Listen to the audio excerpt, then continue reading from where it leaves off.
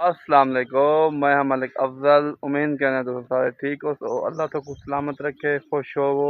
Love you थी गया। बाकी दोस्तों काफ़ी दिन तो बाद अस वीडियो बनाते पे हैं। वीडियो बनाने का मकसद यह है कि दोस्तों दी मुहब्बत पियाँ। बाकी लव यू थी गया दोस्तों। माहौल चेक कर सकते वे। बाकी अस तो अपनी शौक चेक करते पे हैं दोस्तों। अस बकरे शकरे रखी पे हैं, देख सकते वे दोस्तों।